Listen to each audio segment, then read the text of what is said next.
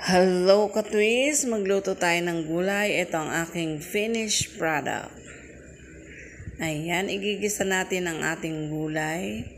Maglalagay lang tayo ng suriso. Yan, suriso ang ilalagay natin.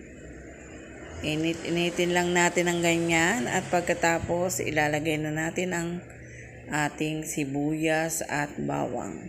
Para maiba naman, gawin natin kakaiba yung sahog ng ating gulay. Siyempre, ilalagay natin ang ating sibuyas. Hahalo-haloin lang ng ganyan. At pagkatapos, isusunod na rin natin ang ating bawang. Yan. Hindi ko lalagyan ng sili kasi para maiba naman. Kasi paraging maanghang. Sama natin ang kamatis, ang cube. Halo-haloin natin ng ganyan para masarap may kamatis kasi meron siyang suriso. Nilagyan ko rin ng cubes, pinakapang asin niya. At ito, pag halo-haloin na natin, ilalagay na natin ang ating mga gulay. Pag halo na, isasama natin yung ating shrimp. Yan. Sinamahan natin ng hipon. Meron tayong 6 na pirasong hipon na malalaki. Isasama natin dyan para may lasa ang ating gulay. Masarap siya. Ayan, ang ating kalabasa, pechay, at saka ang ating talong, sitaw. Yan. Yan ang gulay lang. Nalagyan natin ng konting tubig. I-cover natin at palambutin ang mga gulay natin hanggang sa maluto. Pero napakasarap niyan. Gusto ko talaga kumain ng iba-ibang klaseng gulay ngayon. Yan, i-cover lang natin yan. Waiting tayo hanggang sa maluto ang ating gulay.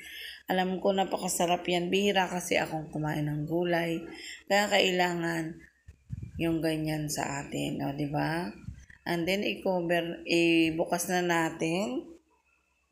Ayan, luto na ang ating gulay. Ayan, konti pa. Kaya hindi pa kasi gaano luto lahat. Diba? Tapos, nilagyan lang natin ng yung kanyang cubes lang ang pinaka-panlasa niyan. Wala nang iba. Hindi ko na nilagyan ng kung ano-ano pa. Tama lang yan, diba? Lalagyan ko ng konting pampalasa. Konti lang. Kasi medyo matabang siya. Lagyan lang natin sa ating kutsara para at least lumasa. Siyempre, yan napakasarap na, di ba? Minsan lang kasi akong kumain ng ganyan na mix na gulay.